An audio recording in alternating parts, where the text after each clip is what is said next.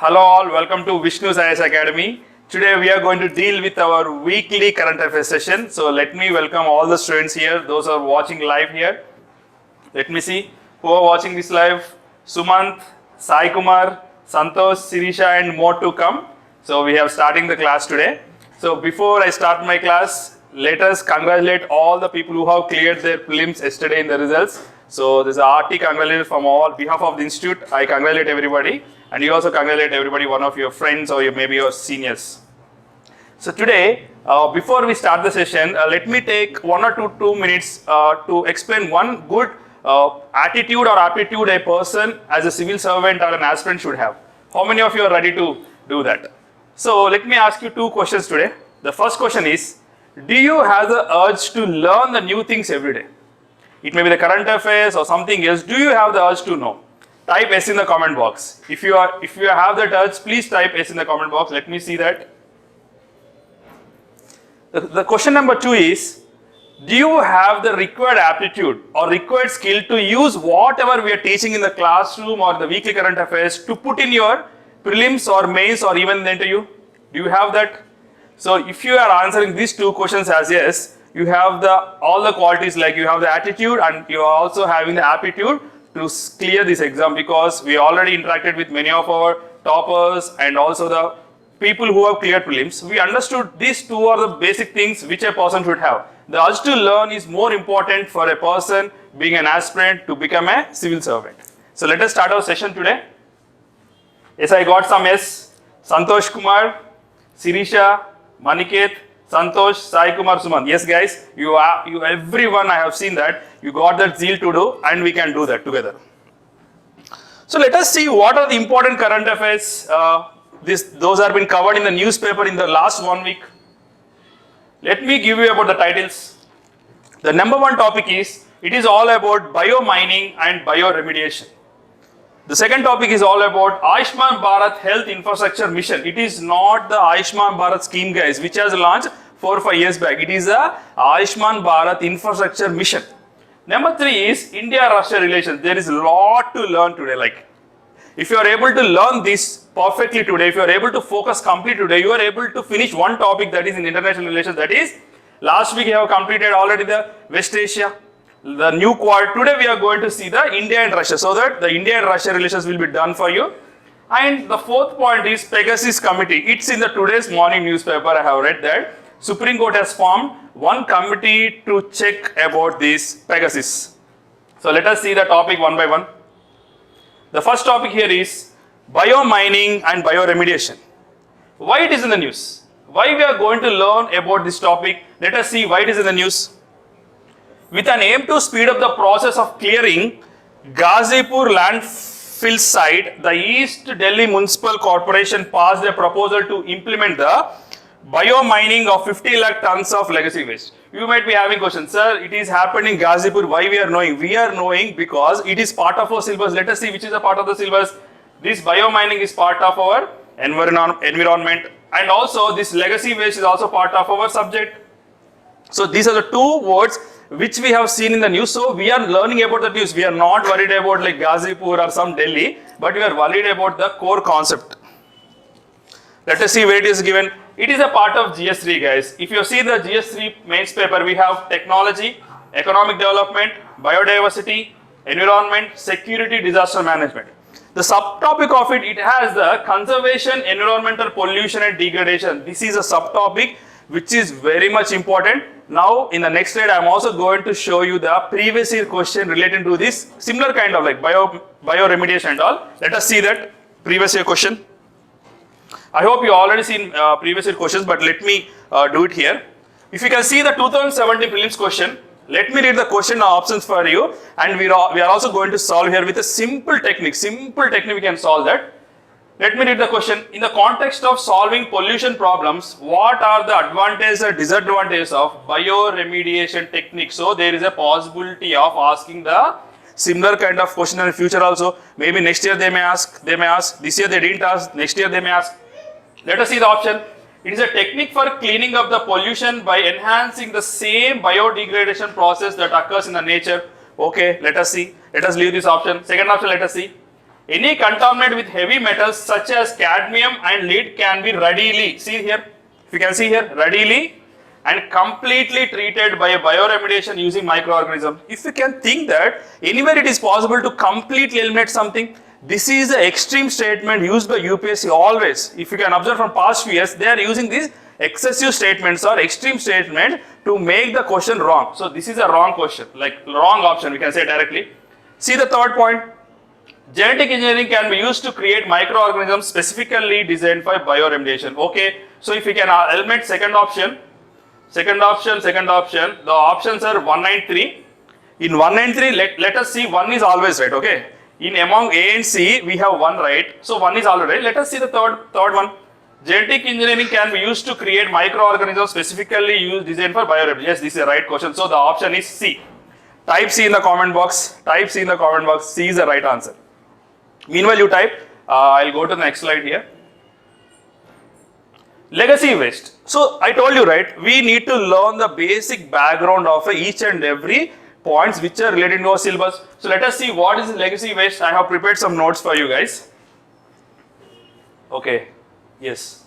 Legacy wastes are the wastes that have been collected and kept for years at some barren land or a place dedicated for landfill. You always see some landfills in cities, right? The huge areas, like many hectares, were being provided for this, allocated for this to fill this. Like legacy waste means to follow the legacy. What is it? They are following a legacy, like they are storing this waste from many years, from many decades. They have been collected and kept for years at some barren land. Why it is hazardous? The question is that why it is hazardous? So let us see these 4 points. Large spaces, land unproductivity. So more than 10,000 hectares of land were used for these landfills. Whatever the solid waste which you are collecting from the city, we are just dumping there. We are keeping like. And the number 2 most important point is it is a breeding grounds for pathogens like, for example, dengue, malaria, chikungunya. These are all being produced where? These are producing these kind of breeding grounds here. So that's why the health hazard, even in Hyderabad, if you see, there was a more news in daily newspaper, if you can see, more news about these viral diseases apart from COVID. COVID is not right now there, but I'm telling you, these kind of viral diseases are there. The third point is groundwater contamination and water pollution. Whatever the waste was present in the land because of the rain and other activities, these are being contaminating the groundwater which are coming to our homes, right? It is directly affecting us, guys. Directly affecting. And the 4th point is generation of greenhouse gas and risk of uncontrollable fire. Whenever fire catches in this area, there is a most possible that we can't control these fires. It will be like a forest fires. So that is the hazardous things which we will learn, and legacy waste is one of them. Now let us see what is biomining. This is the most important interesting concept. Let us see what is that. The process of using microorganisms. If you can decode this word like biomining, let us see the first word bio. Bio means here we are using the microorganisms. Number 1. Mining means extracting something. So let us see that process of using microorganisms, microbes to extract metals of economic interest from the rock ores or mine waste. Anywhere we have any mining sites or some mine waste or somewhere, we are able to extract something like what we are going to extract: gold, silver, uranium, nickel, copper, cobalt, zinc, etc. These are being extracted from there. And the point number 2 says that may also be used to clean up sites that have been polluted with metals. Like sometimes many sites were polluted with metals while we are extracting, right? Those sites also shall be cleaned up by it. Hi, Sai Kumar. Hi. Yashwant, right? Okay. So we have an offline student also here. Yes, see this image here. Biomining products. So this is a prototype. You can see this image. Even if you can type in in Google also, you can find this. So this is a process where they are going to remove the metals. If you can see, this is contaminated by the metal. So here they are using the microbes. We can't see microbes, right? There are many minute and small particles which are present here. So it is here. Next thing is bioremediation. We have completed biomining. Now let us see the bioremediation. It is a branch of biotechnology that employs the use of living organisms. Same bio means we will be getting the bioorganisms like microbes and bacteria in removal of the contaminants from where pollutions and toxins from the soil, water and other environments. Earlier, if you can see, right now we can differentiate between biomining and bioremediation. In the biomining, we are only using the microorganisms in the place of a mining area. But here we are using to clean up the pollutants, to detox the pollutants from the soil, water and environment. I will tell you one amazing thing which recently happened, like from past 1-2 years it was happening. Whenever the oil containers from West Asia or somewhere they are coming to India through Indian Ocean or some Pacific Ocean, sometimes due to some accident they are being broken down. When they are broken down, this oil present in that was spreading on the sea. It is causing serious effects, like when the oil was spread on the sea water, there was no sunlight in it. It is not allowing the sunlight to pass through it, and even it is also not allowing the oxygen to go inside it. It is creating hazard to both the plants and also both the animals present in the sea. So in that cases, we are using this bioremediation used to clean up the oil spills or the contaminated groundwater. This experiment was done recently also, like 2 years back also they have done this experiment. They have taken some oil spilled water from sea. They use these microorganisms like bacteria or something, and they were able to clean up in a few days or a few months time. So this was successful thing. This example you can quote anywhere, like bioremediation is useful to clean up the oil spills. This is a solution for the oil spills. Next, we have learned biomining, bioremediation. Now we are going to see the biodegradation. It is what a natural process of decomposition. Whatever the organic food we have, like even our food or fruits or something, when we are keeping outside, it will be naturally decomposed. So this is called biodegradation. So don't get confused between 3 points, that is biomining, bioremediation and biodegradation. Advantage of biomining, so the main topic today we discussed about biomining. So what is the advantage of it? Why we are using it? It allows the segregation of complex waste, because the complex waste like metal waste, they can't be segregated easily. Only with the use of these microorganisms we can do that, and with the help of scientists also. Facilitates recycling of the metal waste, thus adding to the financial value when they are able to, like for example, there is a e-waste. For example, if you are using your mobile, after few years when you are not using, you are throwing somewhere, right? In this also you have some metals like mercury or some cadmium or nickel, something you have, those can be recycled. So it is adding to the financial value. It helps in reclamation of land. So we already seen that more than 10,000 hectares of the land were being covered with this kind of landfills or this kind of waste. So that land can be used, and it is also cost effective, because you can be getting doubted, sir, it is more using of technology, sir. Why? How you can say that cost effective? It doesn't need any big plants, big infrastructure. It doesn't need any big brick and mortar thing or big kind of plant and machinery. So that's why it is called, we can say that is cost effective. Okay, let me stand here. So this is the image. This is the image from one of the Telugu states, I think from Andhra Pradesh, I think. So this is a landfill, if you can see. This is the area dumped with complete with the waste, like legacy waste and everything and all. And this is the land after few years. See the green land here. So this is a practical application they have did using this biomining, bioremediation, and also biodegradation. Anyway, it happens. So those are the two things which they have applied here. So after each and every topic, if you have any doubt, you can ask me. So this is the completion of our first topic. It's more about definitions, more about knowing the differences. Okay, you can quote it in your mains answers, or also you can also find this kind of question in your prelims. We already seen the 2017 question, right? They asked directly. So before we go to Ayushman Bharat Health Infrastructure Mission, do you have any questions you can ask? Ishwan, do you have any questions? Okay, next topic you can ask. If you have any questions, you can post here, guys, in the chat box. I'm seeing you, Santosh, Sirisha, Maniket. Okay, Santosh, Sai Kumar, Sumant. Fine. So if you have any doubt, just post there. I'll come back. But let us see one of the most interesting and important recent scheme from the central government, the government of India, Ayushman Bharat Health Infrastructure Mission. What is the mission is all about? Why they are saying about infrastructure especially? So before that, let me tell you a small brief story. You already know that. In April and May, we are undergone some kind of lockdown, that is lockdown because of the second wave, right?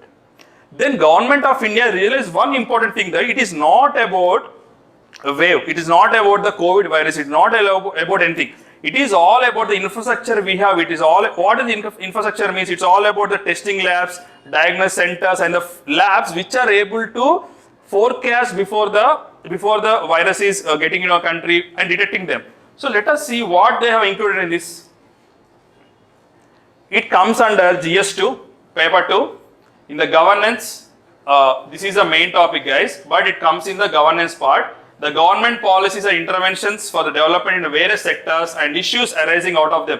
This is the subsection which this topic will be coming under. There is also one more topic, like one more subsection in the GS2, issues relating to the development and management of social sector services relating to the health, education, human resource. This is the main subtopic.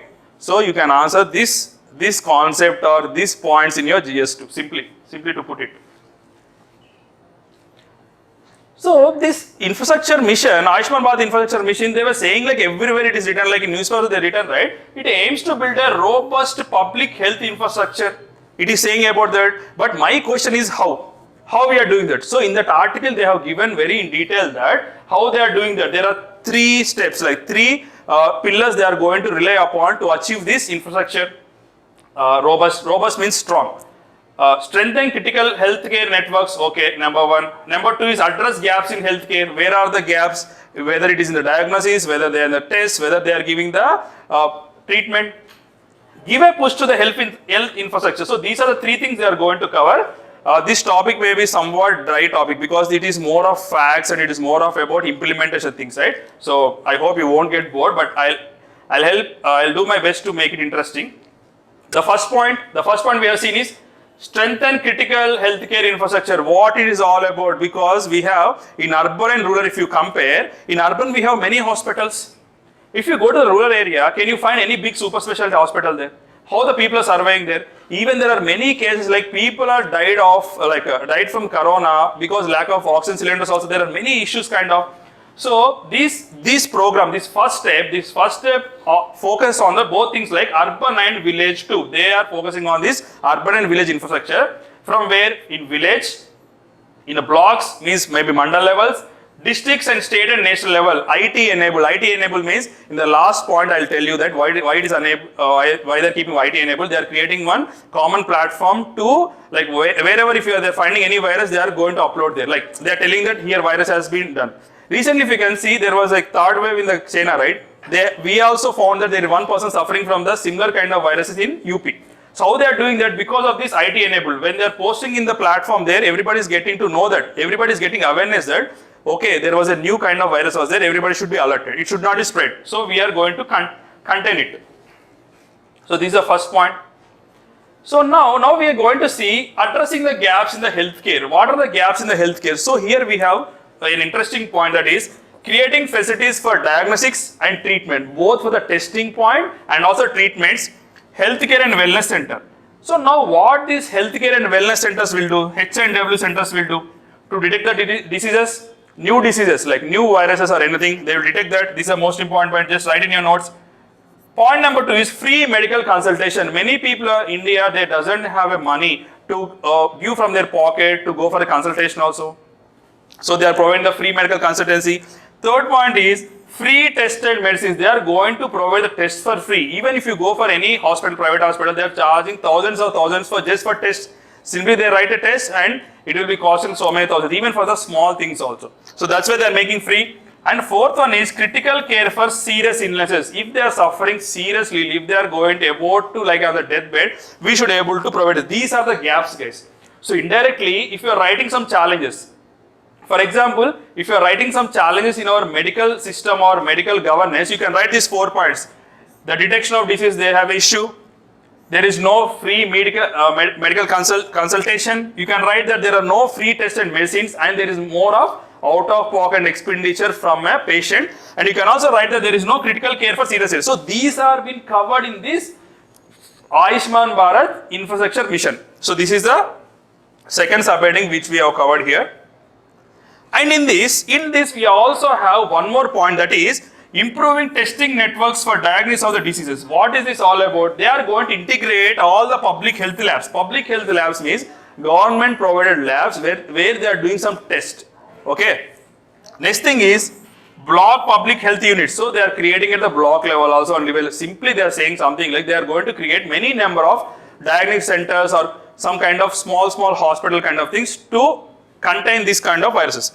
By 15 biosafety level labs and biomedical research. What is biosafety lab? In the biosafety lab, they do experiments on the whatever virus they are infected, a person is infected with. So they are keeping this safety level. So they are doing in a secluded area. They are doing with so much of care that that virus should not come out. So they were given to the biomedical research. So in this way, research has to happen. You have seen already, right? How many months or how many years we have taken to create a medicine, a vaccine for that. It took many months, right? So we need a research for that. Help to improve surveillance of the deadly disease and outbreaks. Just before I told you, right? In China there was outbreak, and immediately we have found the similar kind of virus that is in the UP. So this kind of surveillance is most important. So to contain that, to reduce the effect of that, to reduce the spreading of it. Third one, expansion of existing research institutions to study about pandemics. There should be also specialized study regarding the pandemics. We already hit with one pandemic, we can't afford to meet with one more. So 4 national institutes of virology to be established. National Institution for Health can improve research and help to predict outbreaks of pandemics. Similarly, they are saying that they are also going to establish some institutions like virology institutes and National Institute of Health and all. And there is one more thing that is yet to complete, that is establish IT-enabled disease surveillance system through a network of surveillance laboratories. So wherever the laboratories are present in the village level, block level, district level, they are going to be IT enabled. So they will be having a platform. Everyone, wherever they detect any virus, they detect any new thing, they detect any symptoms there, they will upload here so that everybody will know that. Public Health Lab will be connected through a integrated health information portal. Simply, that's what I'm saying. There was a portal, there is an online system. It can be like social media system or something like that. It's an internal system. They'll post there. Improve detection, investigation, prevention, and combating diseases outbreaks at all levels. At all the levels, not only in the urban. See, in urban areas there will be more cases. Why? Because they are doing more tests. In the village there was no test. So they may not be going there. So to improve the detection. After this, I'll also once again revise it. The final thing is give a push to the healthcare infrastructure. Why we are going to give this push? Because it will increase the chances of employment. For example, let me say that. For example, if increasing more labs, more diagnostic centers, or more number of hospitals, or more number of research medical institutions, so it will definitely have students there to study. Definitely you are going to employ more people, so this will have a more chances of increasing the employment, and it will also support the Atmanirbhar Bharat Abhiyan. What is all about? Self-reliance, meeting our own demands with our own supply. Like we did, we also created one of the world's #1. First time we have did one DNA vaccine that is done in India. So this is also part of Atmanirbhar Bharat. So before I speak, explain about this Pradhan Mantri Jan Arogya Yojana, the Ayushman Bharat scheme. This was launched 4 years back because it has a word, right? Ayushman Bharat Health Infrastructure Mission, right? So that's why I kept this also. But before that, let me once again revise here. Actually, every point they are speaking about same thing, guys. They want to create some infrastructure to control or to forecast this thing. How they are going to build? Write these 3 points, okay? Strengthening the critical healthcare network. Number 2.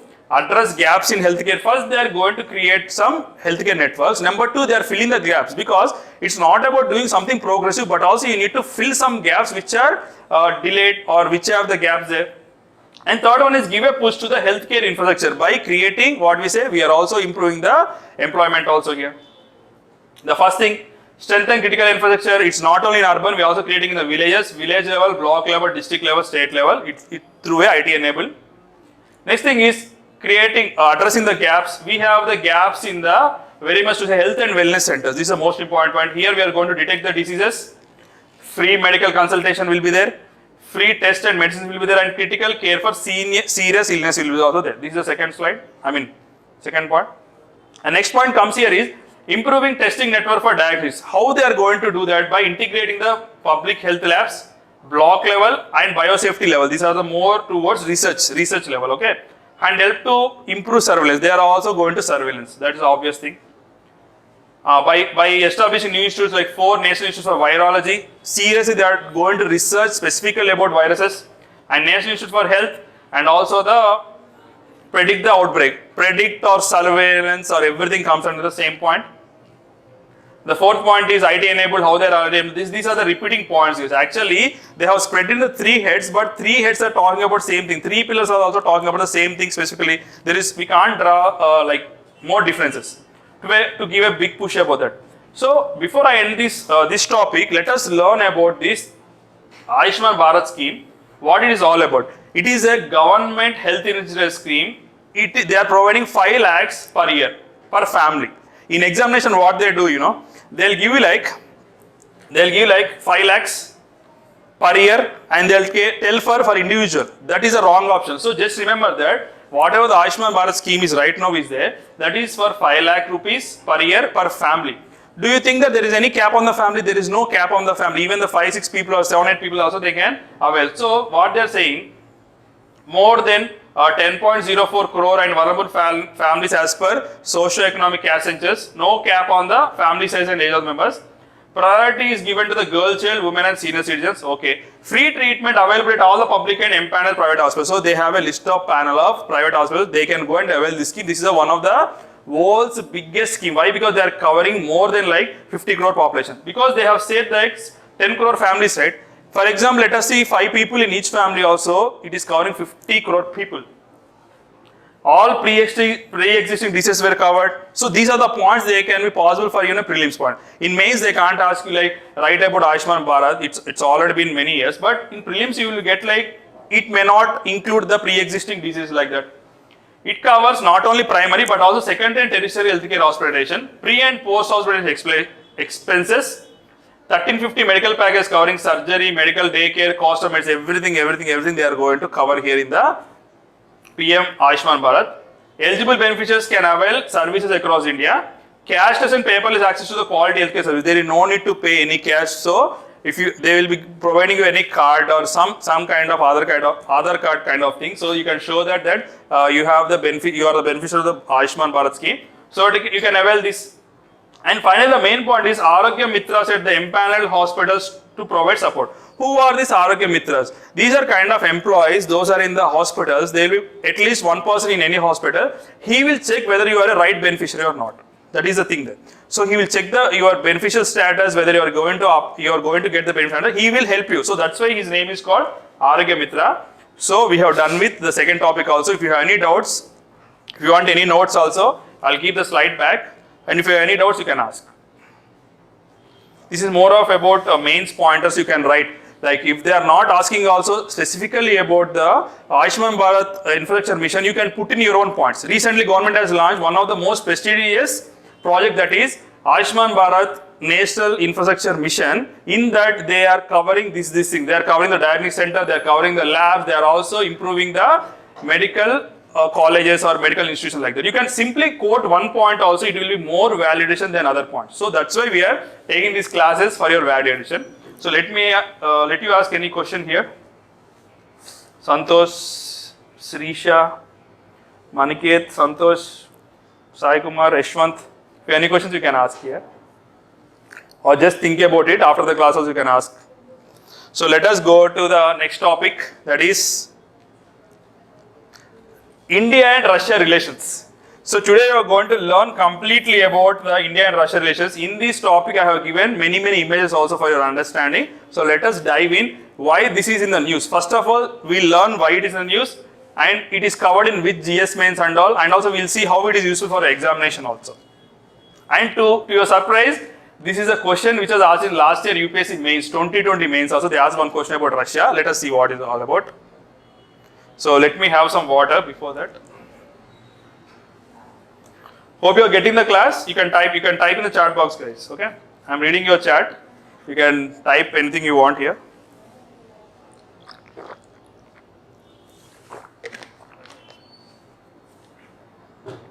So whenever you see India and Russia relations, you obviously know that it comes under international relations. But for the prelims, how they can ask, like they can ask about India-Russia relations on the defense front, trade front and cultural front. Already political front we already know, but they may ask about defense. For example, if we are importing some kind of equipment from Russia, they can ask me one question.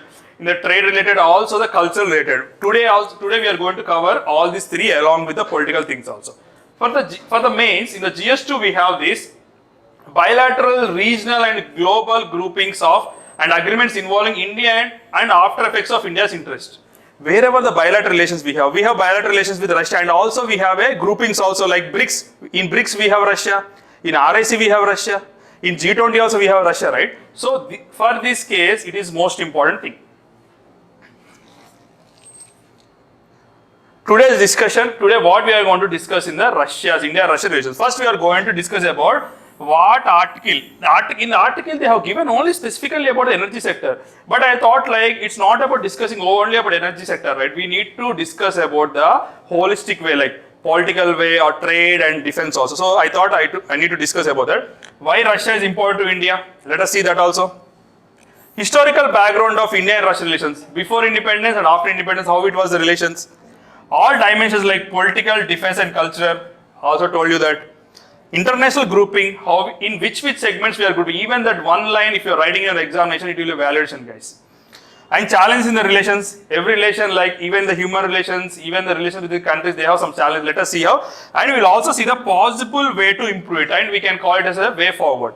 Let us go forward. In UPSC 2020, this was a question it was asked. Last year, a few of our students have written that. What is the significance of Indo-US defense deals over Indo-Russia defense deals? Discuss with reference to the stability in the Indo-Pacific region. In the Indo-Pacific region, we also have USA, we also have Russia. What Russia is saying, Russia is saying like, you should not call it as an Indo-Pacific, you should call it Asia-Pacific. Please include us also. But India always speak about the Indo-Pacific thing. So here it is a relation between Indo-US and Indo-Russia. So in this context also, it is good to know about Indo-Russia details. In further classes, we will see the Indo-US relationship also in detail. So these are question for 250 marks they ask like in GS2.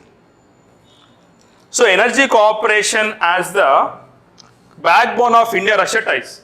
So in the newspaper, he is not giving any background, guys. He is just giving an article. So I just kept few points here. So let us learn from what he has given from the article first, then we'll go for the background. So what he has given in the article, India's Minister for Petroleum and Natural Gas, Hardeep Singh Puri, referred to Russia as the largest investor in India's energy. For example, this year or next year, if you are writing your mains, if at all any question comes from regarding India-Russian relations, just write this introduction. Recently, don't need to write the name of the minister, you can write that. Recently, India's minister, one of the ministers said that, referred to Russia as the largest investor in India's energy sector. This can be your introduction. This will be a bang on introduction for your answer. So the examiner or the evaluator will know that, okay, this guy is very much updated. So remember this, largest investor in India's energy sector. So they are also planning a joint venture between India's Reliance Industry, even the private institutions, the private companies are involving it, and Russia's Sibur has reduced India's import dependence on the butyl rubber. What is it? Butyl rubber. Butyl rubber they use in the like automobile industry and all, they use this butyl rubber. So there was more our dependence on the Russia. So now Russia is helping us to produce ourselves. Like there is a joint venture between the India's Reliance. Reliance is always first there to do these kind of things. So Reliance India was there, and Russia Sibur, they collaborated here to produce some of the, there is a kind like butyl rubber. Deloitte report, recently Deloitte report, you already know it's one of the big four companies. Deloitte report has forecasted that India could gain US dollar 11 trillion in economic value over 50 years. If you see from now to 50 years, we can see 11 trillion economic value by limiting the rising global temperatures and realizing its potential to export decarbonization. What is all about? See, right now, whatever we are using, that's all about fossil fuels. We are creating more and more carbon. In future, when we are reducing these, whatever the disasters we are going to have, we can limit that. In that value, they are quoting somewhere like $11 trillion. It is some kind of, we can say, exaggeration, but okay, let us agree that because it's a given by big company, right? Yes. The President Vladimir Putin claimed that Russia is ready to build a dozen reactors in India over the next 20 years. We already know that there is one of the reactors made with the support of Russia, that is Kudamkulam project in Tamil Nadu. Now they are saying that they are going to create dozen of reactors because I already told you that we are now no more dependent on these fossil fuels or crude oils or carbon. We are more moving towards this renewable source of energy. If you can see everywhere they are talking about the electric vehicles, guys. Just remember in just 40 years you can see everywhere there will be more electric vehicles and more renewable source of energy. That is the future. India needs approximately US dollars 500 billion for investments in wind and solar infrastructure grid expansion because we kept some target, guys. We kept some target like 450 gigawatts. Okay, 450 gigawatts by 2050. So who is going to support? Our friend is going to support, but by investing like 500 billions in India. So we build that. So whatever the article is saying is they are talking about only about the energy sector. So first they told that Russia is the largest investor. First they told. Then they told that they are collaborating with Reliance.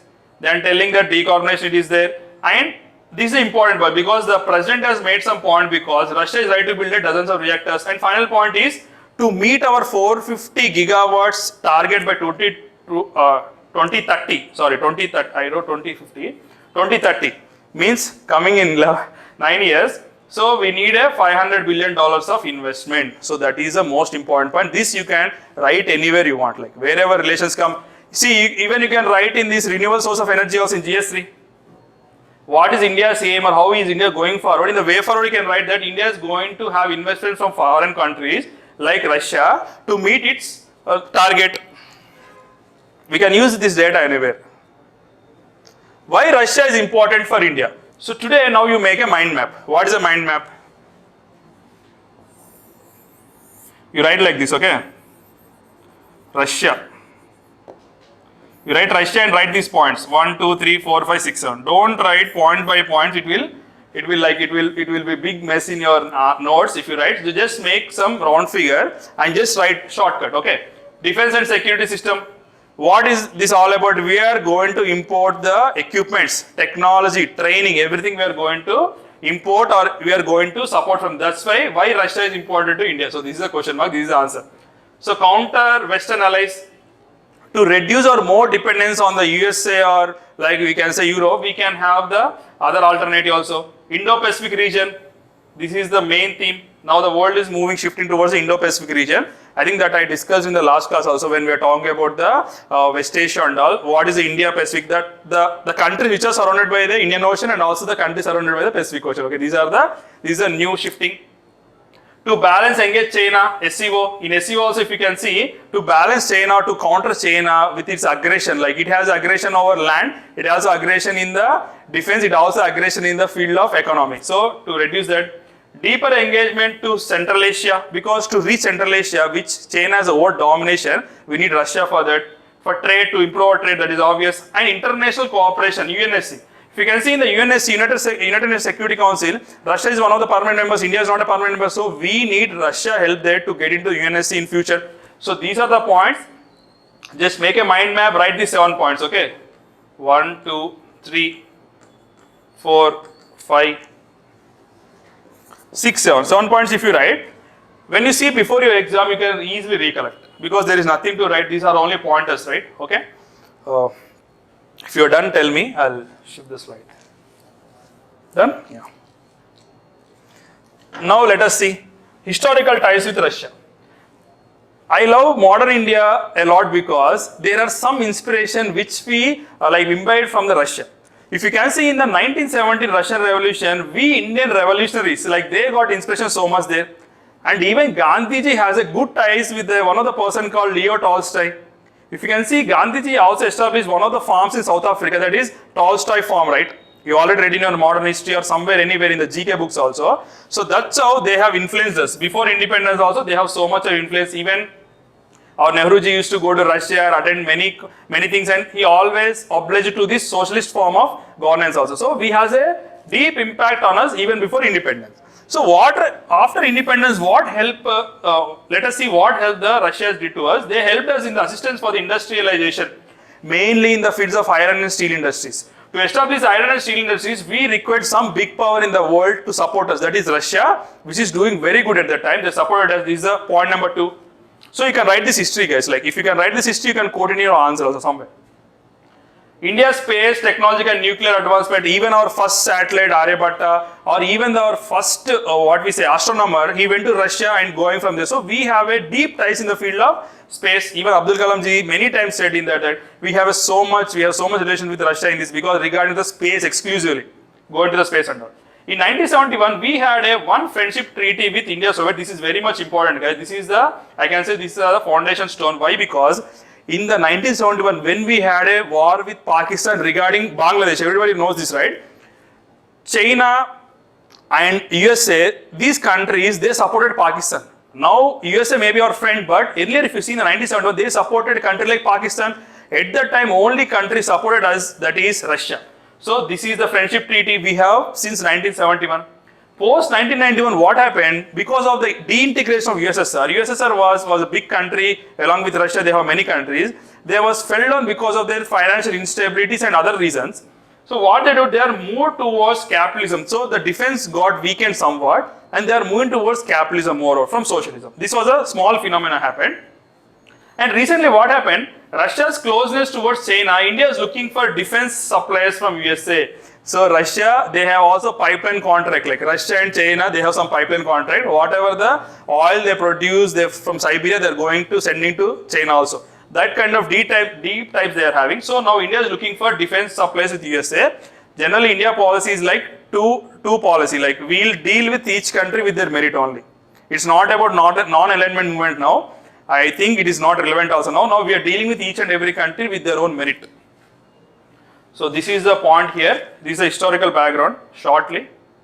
Political relations. How the political relations were there? What are the recently any MOUs we have made? What are the things we have there? Recently there was an annual summit. Okay, annual summit. It is not there in the slide. Annual summit happened, and our Prime Minister and Putin, they met, and this shows that we are so much strongly, we are having bilateral relations with them. So we are going like two heads of the countries, they are meeting just for one purpose. It shows that this annual summit is very much important. So what is they saying? That there are 14 memorandum of understanding in the fields of trade, investment, defense, cooperation, road transport and cooperation in the oil and gas sectors as signed in 2019. 2019 means it's recent, before COVID and all. Two intergovernmental commissions. They created two intergovernmental commissions. One on the trade, economic, scientific, technological and cultural cooperation. That is India-Russia Intergovernmental Commission for this TEC.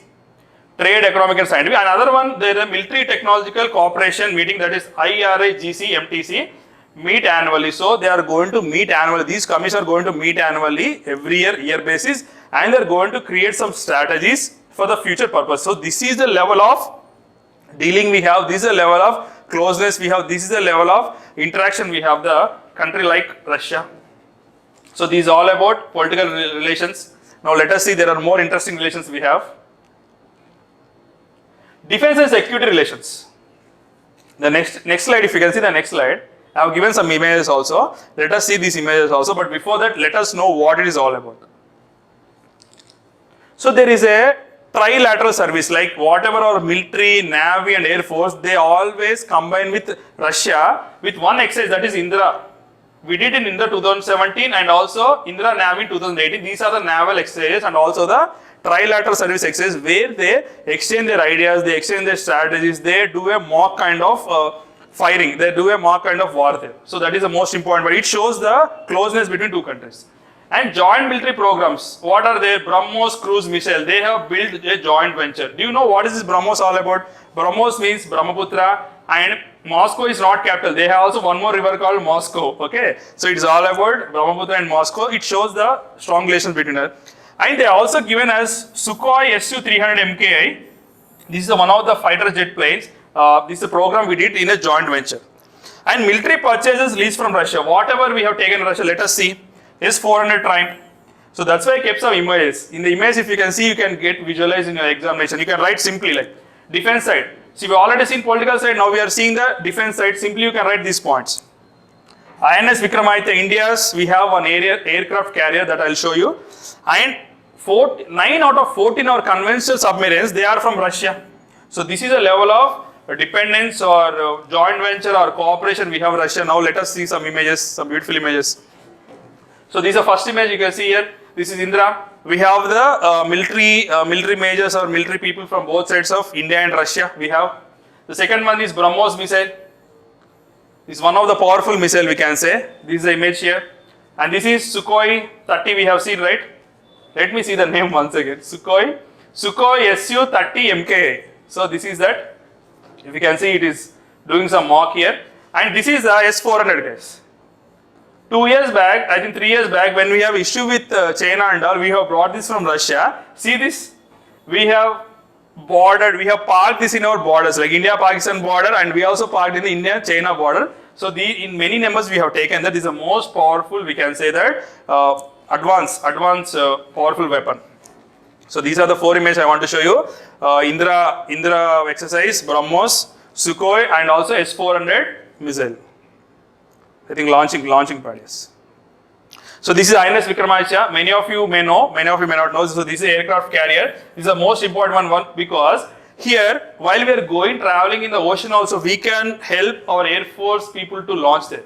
Even in emergency can land here. So that is a usefulness of aircraft carrier. I think this we can see in our movies also, in Hollywood movies also, they will be launching many, like hundreds of planes from here and all. This is called INS Vikramaditya. Now let us see other domains. What are the other domains which we need to cover? We already covered political and like defense, right? India-Russia trade relations. Let us see. 2 countries intend to increase their bilateral investment up to how much? US $50 billion and bilateral trade to US $30 billion by 2025. Why they are talking about this trade and all? Why? Because it was very less known. At present, I just searched in Google. I want to see, when I see this point, by 2025 they want to achieve this. Then I got some doubt, like what's the present status? Then I found that the present trade was at only 7.5 billion USD. See, just means it's for us, it's a big number. For the countries, it's very less number. So $7.55 billion only there. So that's why they want to increase to the trade to $30 billion. So if you can see, 3 times or 4 times or 5 times they want to increase. So this is the need of that. Now let us see other domains. Nuclear energy. You can keep a heading, and nuclear energy you can write simply like Kudankulam project, nuclear power plant. So that's why I got this image. Very beautiful, right? In future also, already we have seen introduction, right? They want to give dozens number of nuclear reactors. So when it is successful, when it is running very perfectly without any issues and all, we can do that. Nuclear energy. Space cooperation. These are recent news, guys. In Gaganyaan mission, the training, the astronauts or the cosmonauts who are going to the space, they were being trained by Russian like space agency only. So these are recent news. You can write in the space cooperation.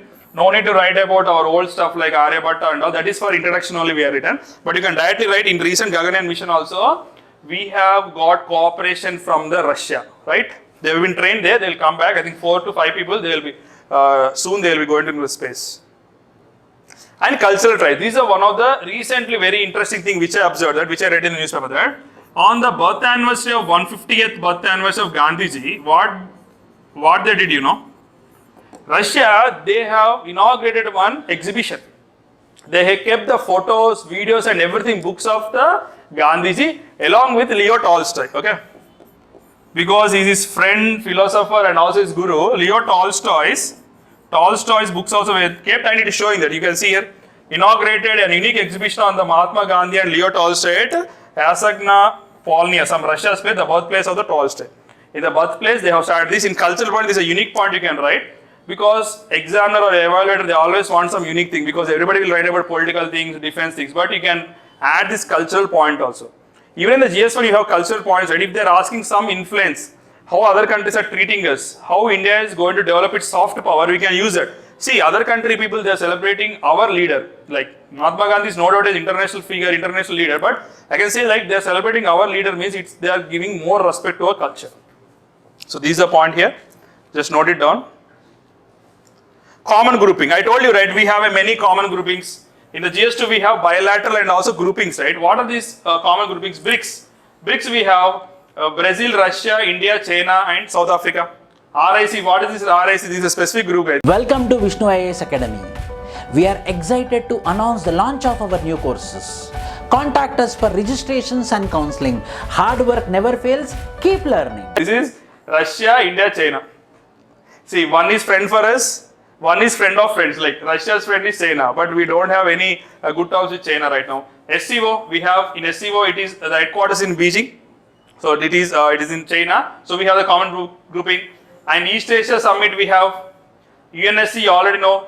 Russia is one of the, permanent member. In G20, there are many countries like Brazil, Argentina, or for example, say USA, and it's a grouping of 20 countries. We have a common grouping here. Just write this point, okay? So that we can show that we can show that we know this many things about India and Russia relations. I will once again revise it, don't worry.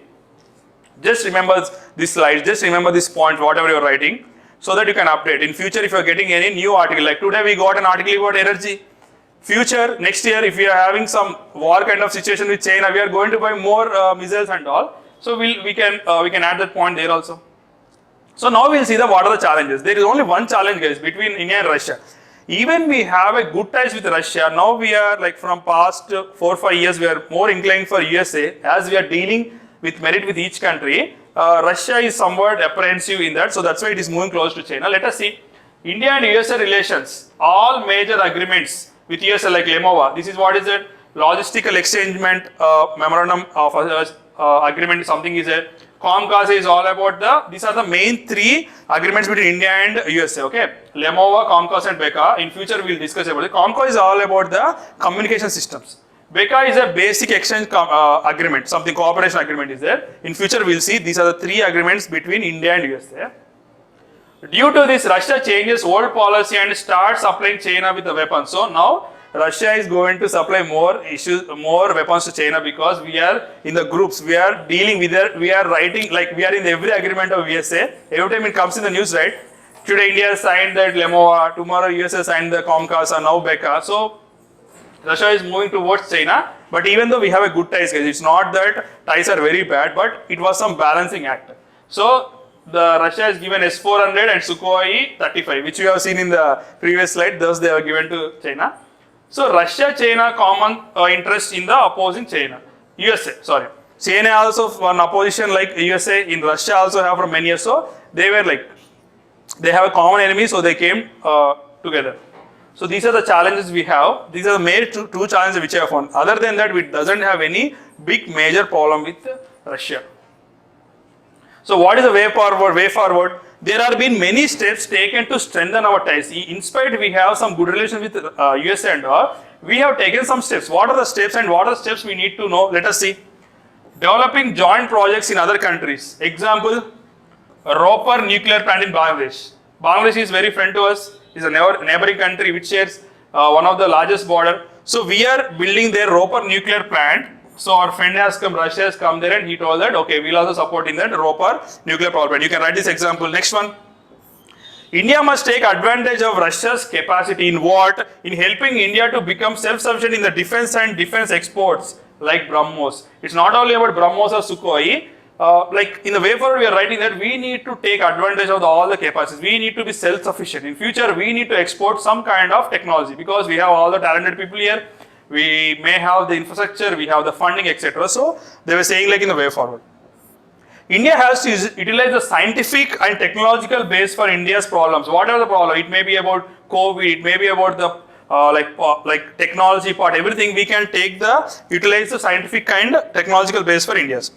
Two-side policy to balance old and contemporary friend relations. So old is our Russia, our new friend may be the USA. So we should take a two-side policy. It is not about one-sided. Like we can't say like we'll only go with Russia or USA, because if you can see in history-wise, Russia came for our help, right? And we also need new friends like that. So they say like new friends are diamonds, but old friends are gold. They say like proverb like this. So this is the thing we need to follow.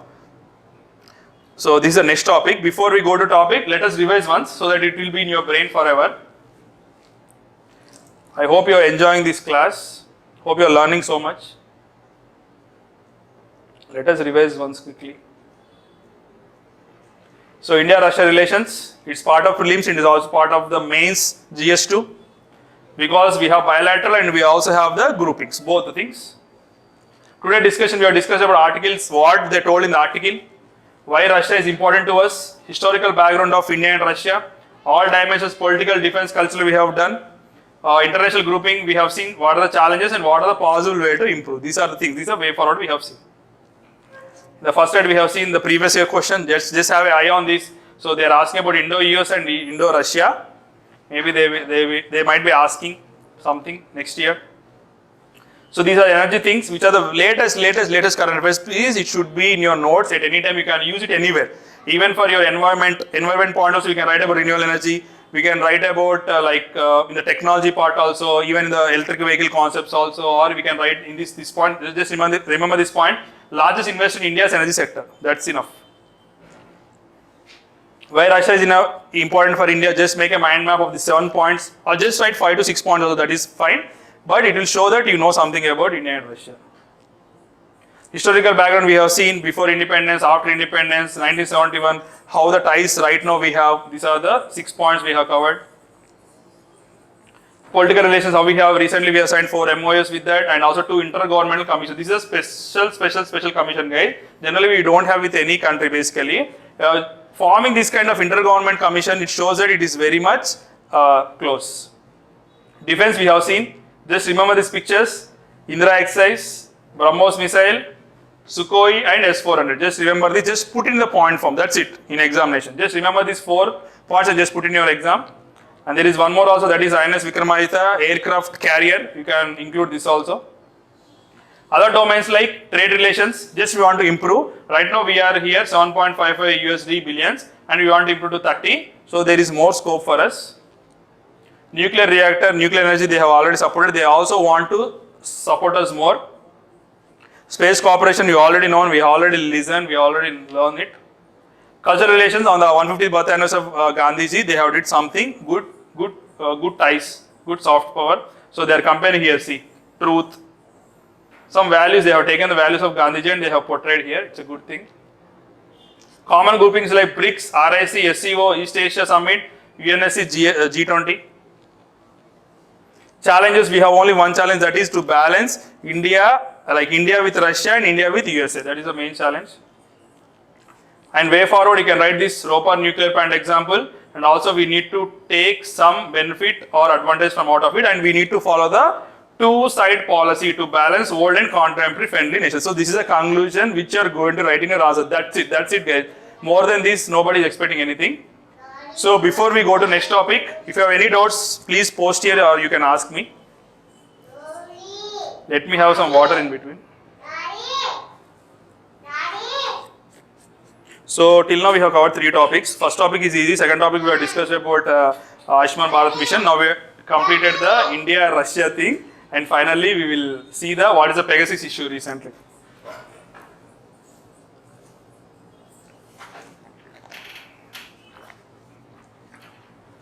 Any doubts you can post here.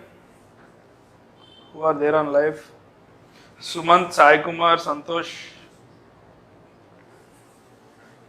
Shall we continue? Yes, in today's newspaper, this was the most interesting and important thing. Supreme Court, SC here means Supreme Court sets up a committee. Pegasus allegations. So there was allegation. I'll tell you the background. I'll tell you the history also. What is this Pegasus and all? This is from last 2 months, guys. Now after 2 months, now something action has been taken, which is very much important regarding in the polity way also. If you can see this, we can connect to the right to privacy also, or a threat to our individual this thing also.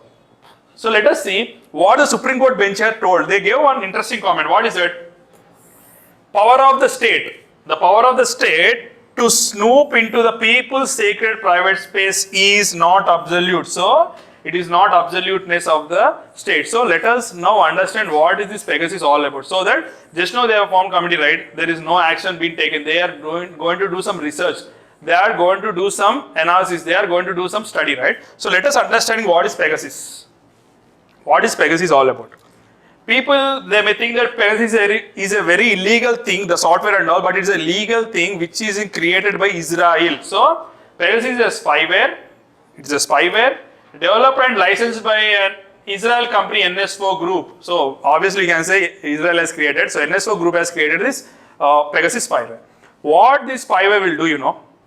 Generally, for example, if you are getting infected like with any virus or something like that, it is obviously sometimes we know. But in Pegasus, the specialty is that the user doesn't know that he got been affected by any viruses. Like there are politicians like Rahul Gandhi, majorly the opposition party leaders, or cricketers, celebrities and journalists, they were being affected by this virus in their mobile phones. And what is Pegasus you do, you know? When it comes into your mobile phone, for example, my mobile phone got affected with Pegasus. Generally, they don't do our mobile phones, right? They only want celebrities or big people. So what happens to that on mobile? Without your knowledge, whatever photo you click, it will store a record. With whom you are going to call, it will record. With whom you are going to chat, it will record. With whom you are going to do WhatsApp, it will record. Even if you are ordering something in like Swiggy or Zomato, it is going to record. Wherever if you are going, like in Uber or Ola, it is going to record. These data is being stored like that, even without your knowledge. So this is only level 1 problem, guys. This is only level 1. There is level 2 problem. What is that, you know? If the Pegasus controller or the Pegasus admin want to keep you in some trouble, he may also, like, instead of you, he can chat, he can plant some information from the terrorist in your mobile, and it can be shown as a proof before a court saying that he has a relation with the anti-state actors. This is a level 2 problem. That's why every politician, like whoever been affected by this, victim of this, they are very much worried, because if somebody tomorrow, if police comes and arrests me, if CBI comes and arrests me, or NIA comes and arrests me, and shows that you have already chatted with some anti-Naxal agent or Naxal agents or some terrorist part, they can't do anything. So this is a level 2 problem this has been. So what Israel has did, you know, it has sold this to more than 60 countries like that. When it was asked in the parliament, government didn't say anything. Like if government has bought this, it sells only for the government agencies, by the way. So if government is going to tell that we have bought this, it is agreeing that it has did some spyware or some spying on its own citizens, which is wrong. But there is one benefit of this Pegasus, that is, if there are people who are doing some anti-national activities, those who are against the country and all, they can spy on them. But just imagine, an opposition leader like Rahul Gandhi has got been affected with this. Just see his reaction there. So till now government didn't tell anything. So that's why after waiting for 2 months, now Supreme Court has told that now we'll forming a committee and we'll decide whether government has did it or somebody has did it. We should know, right? We should know that who has did that. If not government, who is going to do that? So that is a question. So let us see some important points here. Okay, it can be used to infiltrate smartphones that run on both iOS and Android operating systems and turn them into surveillance devices. So this is what I was telling. Where whomever you are talking is going to record. See, like the clone of your mobile will be with the admin of the person. Like if India is buying, for example, India government has bought that. If admin of this Pegasus for India is government, they are going to have your cloned version of your mobile. So this is more dangerous. That's why Supreme Court say that you can't get into their privacy. So it is against your right to life. In Puttaswamy case, he told, right to privacy is a fundamental right. I think even in the recent exam also it came, right? In the polity questions in 2020, question was that right to privacy is what? It's a fundamental right. Pegasus method of attack is called zero-click attacks, which does not require any action by the user. The spyware can hack any device simply by giving a missed WhatsApp call. Even that if you got some missed WhatsApp call, so you should be in alert way. It will alter call logs so that user has no knowledge of what happened. I told you, right, if they want to make you fix in some issue, they can call to some terrorist or any anti-state person, and that call logs will not be known to you also. You don't know that when you called also, but when the police comes or when CBI comes, when they do something, they'll get it. But there is one solution for this, that is a forensic test. If a person who has a doubt of this, if a celebrity doubt of this, if you can go for a forensic test and all, they can tell you that this was there. Once the spyware enters the device, it installs a module of tracking call records, read messages, emails, calendar, internet history, and gather location of data to send information to the attacker. This is the level of technology the Israeli guys have, but they are using for these purposes. Let us see what the committee says. It can also be installed manually on a device or over a wireless transceiver. If it fails to connect with its command and control server for more than 60 days, it is a self-destruction and removes all traces. See, this is the level of technology. If, for example, for 60 days, it was not able to be inactive, it itself destructs itself. If it detects that it was installed on a wrong device or SIM card, it will self-destruct. This is also one of the features it have. All the worst, best features are there in a worst form. Amnesty International noted that despite issuing security updates, Android and iOS devices were breached. This is also done. And final point, they say that to stay safe, users need to ensure that the software in the device is updated and all apps are installed directly through the official stores. No suspicious email or text should be clicked. Every day we'll get message like you got a loan of 50 crore or you got a loan of 100 crore. Anyway, we are not going to click. We should not click this also. So right now, this is in the purview of Supreme Court. That's why Supreme Court say, because of this big issue in the parliament, it became a big discussion. So that's why Supreme Court said that power of the state snoop into the people's sacred private space is not absolute. Just remember this point, you can write anywhere, like even you can write in an essay or somewhere. So these are the 4 topics which we discuss. Let us see what are the topics, just name wise. I'm not going to revise. Don't worry. Yes. Ayushman Bharat Health Infrastructure Mission. This should be in your notes at any cost, because from this year till next year, this will be always in the news. They are going to ask you what are the aims of it. Or in future, now they are implementing, right? In future, what article you will get, right? You will get an article on what are the challenges faced by this mission, that we will be going to include our notes in future. And India-Russia relations, this is up to date till now. And Pegasus Committee, this was the recent news. So if you have any doubts in the 4 topics, you can ask me here. Basically, what happens, Ashwant? Our external affairs minister go there. He may be talking about many things. Like one thing, they might be talking about that new Quad. Israel, USA, India and UAE. If now he's asking about Israel, like, sir or some person, if you're asking, like, did you sell to India? They are not going to disclose. See, generally what happens now, in external level field, they'll deal in one way. Prime ministers, they'll deal in one way. Like, that's why even if we are scolding China in one way, when the 2 external ministers meet, they won't scold.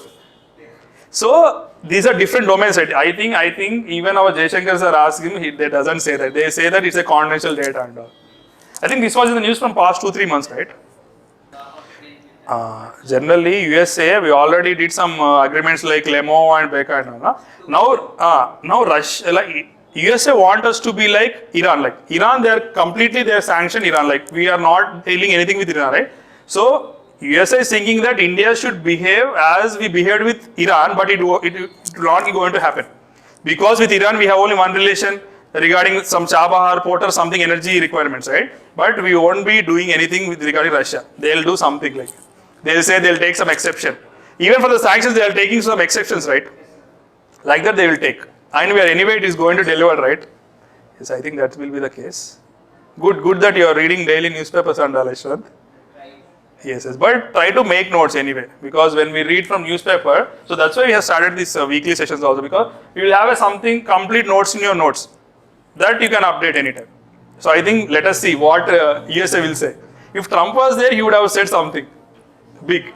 He would have come out and he would have said that why India is taking S-400 like that. But our Biden is so soft guy, I don't think he will make such big statements, but something will happen. Let's see.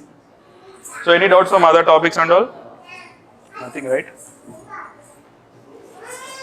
Okay. Please revise, please study, take care.